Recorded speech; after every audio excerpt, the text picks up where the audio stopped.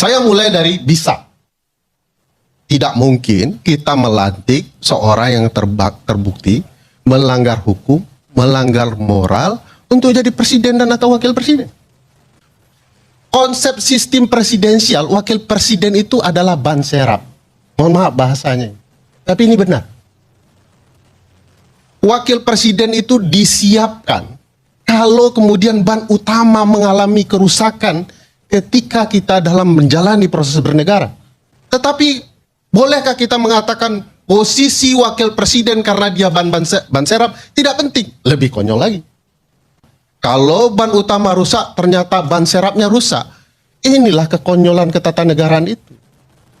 Mungkinkah di era ayah Mas Gibran akan terjadi proses hukum terkait kejahatan IT kah namanya atau yang lain? Saya merasa secara politik hampir tidak mungkin. Uang putusan MK saja dilakukan untuk bisa jadi calon ya, apalagi kemudian masa tidak dibela di era beliau masih menjabat, anaknya sedang terancam pidana, hampir tidak mungkin. Ini sedikit aja, karena ini penting juga nih. Yes. Kalau seandainya ban serapnya meledak, ya toh, nggak bisa dipakai. Bagaimana mengganti ban serap itu? Lah, ya kan bukan enggak kalau kita ketatanegaranya. Nah, itu dia. Sederhana saja jawabannya. Gimana? Presiden yang terpilih memilih 2 calon nama dibawa ke MPR. Pilih itu jawaban. Artinya presidennya dilantik dulu ban dong. serap meledak, suruh orang yang punya mobil ganti ban serapnya. Jadi jawaban ketatanegaraan. Artinya dilantik dulu presidennya kan? Ya, itu kan bicara kalau kan pertanyaan Prof adalah kalau ban serapnya meledak, sudah dilantik dulu di. Nah, oke kan ya? Ya. Saya mau melanjutkan poin sebelum dilantik ini. Menurut saya kasus Fufu Fafa ini yang menarik secara moral Bang Iwan adalah ada pernyataan begini ya. Ini yang bagian sangat penting menurut saya. Dia mengatakan silahkan tanya kepada yang punya akun. Bagaimana kalau secara hukum terbukti yang punya akun adalah Mas Gibran? Bagi anak muda ditawarkan private jet, saya naik. Gratis.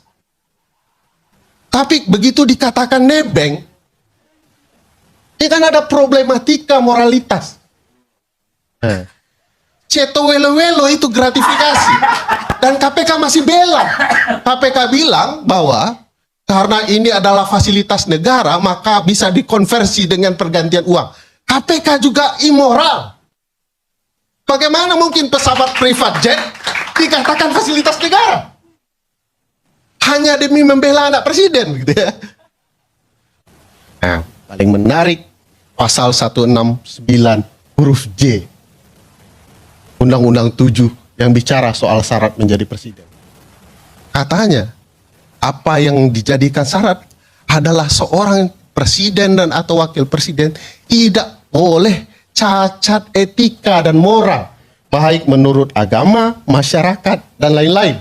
Kalau benar akun Fufu Fafa itu adalah Mas Gibran, lalu disangkal oleh Mas Gibran, terbukti secara hukum, bagaimana?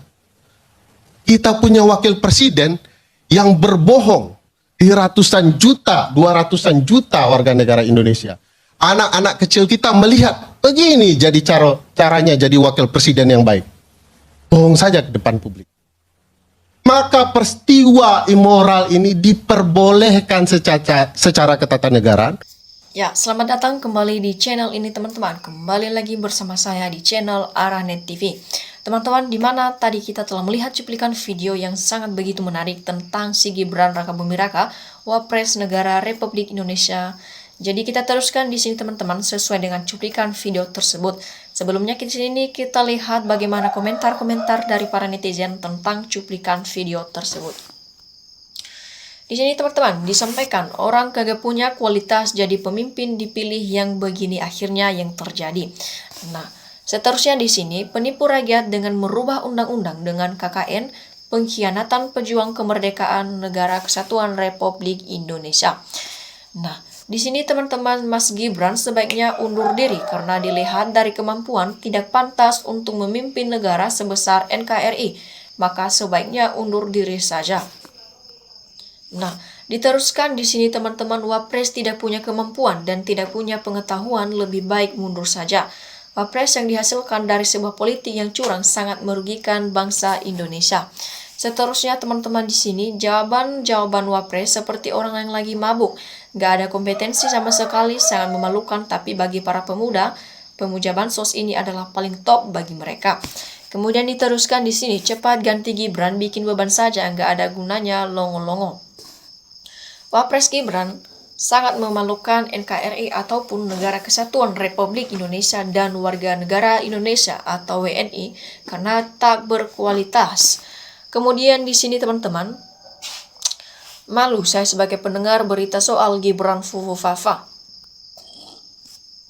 Seterusnya di sini teman-teman, Bangsa sama Bang Feria Asmari berani menentang kejahatan dan kezoliman. Nah, orang-orang cerdas yang jujur dan pemberani bersatulah makzulkan Gibran secara hukum. Gibran sebaiknya mundur aja dari PD daripada dimundurkan sama rakyat. Nah, kemudian di sini teman-teman, masih mau presidenku ditemanin wapresnya yang pelongo-pelongo ya. Nah, kemudian di sini teman-teman, gara-gara libur bagi susu kotak ke SD malah dapat pertanyaan yang susah dari rakyat yang cerdas. Nah, seterusnya di sini teman-teman, Mulyono nggak bermoral, anaknya masih ingusan dipaksakan mimpi negara. Kemudian di sini teman-teman, seharusnya Prabowo Subianto sesegera mungkin mengganti wakilnya dengan minta persetujuan dari Dewan Perwakilan Rakyat ataupun dari DPR. Nah, diteruskan di sini, saya rakyat jelata mau punya Wapres Gibran ya. Ada juga di sini ya yang senang dengan Wapres Gibran. Kemudian di sini juga kita lihat lagi, berarti Indonesia ini nggak ada orang pintar untuk jadi Wapres. Buktinya bimbing sayur dan bisa jadi terus jawabannya adalah yang pintar dan yang tahu undang-undang dasar tentang persyaratan calon Wapres itu semata-mata nggak tahu dan pura-pura bodoh. Karena semua itu demi uang dan perutnya sendiri, inilah demokrasi bejat. Kemudian soal edukasi dan solusi, jangan harap dapat jawaban dari Samsul, tapi kalau soal kibul menghibul dan selangkangan boleh ditanyakan langsung sama Samsul. Jadi sekian dari sekian banyak rakyat Indonesia yang lulusan dalam dan luar negeri, tapi kenapa dapat wapres kayak begini yang memalukan?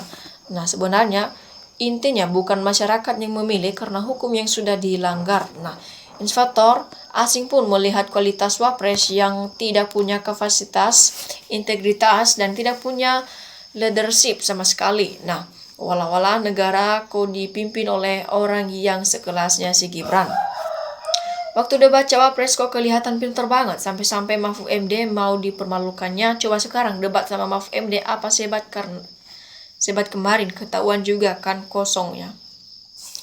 Nah, diteruskan di sini teman-teman, disampaikan wapres berotak minim setara anak PAUD tapi menghabiskan uang rakyat dan negara, betul-betul wapres yang bikin rugi.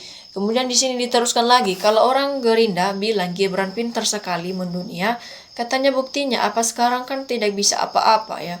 Pentingnya orang tua yang baik terhadap anak-anaknya, salah satunya yang sangat fundamental itu memberi rejeki dan makan buat anak-anaknya dan keluarganya dari hasil yang halal. Karena bila uang haram itu dimakan oleh anak-anak, kita dampaknya akan seperti si Gibran itu, fakta sebagai contoh yang nyata ya. Kemudian diteruskan lagi teman-teman, seorang jenderal yang dianggap hebat tapi kok mau menjadikan Gibran wakil presiden, ada apa? Diduga keras ada persengkokolan antara politik busuk yang tidak mengedepankan kepentingan masyarakat ya. Luar biasa. Kemudian teman-teman di sini yang jelas Bung Ferry Asmari sangat berkelas dalam penyelesaiannya tentang Wapres Gibran. Intinya bagi yang mendukung Gibran menjadi Wapres itu adalah manusia yang udah buta mata hatinya dan perusak tatanan demokrasi. Kemudian diteruskan teman-teman, ketatanegaraan pemerintahan kita memprihatinkan akibat lahirnya anak haram konstitusi miris ya. Nah, seterusnya mundur saja kalau rakyat sudah tidak suka karena merusak demokrasi dan konstitusi bangsa ini. Nah, seterusnya kasihan negara sebesar ini dapat wakil presiden seperti ini, padahal masih banyak sekali yang lebih pintar dan cerdas yang bisa jadi wakil presiden. Nah, tegakkan kebenaran demi bangsa jadi berkualitas. Jadi sudah bisa dilihat rekam jejaknya si Gibran, semua butuh proses yang salah yang menyodorkan Gibran jadi wapres, padahal negeri ini banyak yang berkualitas lagi.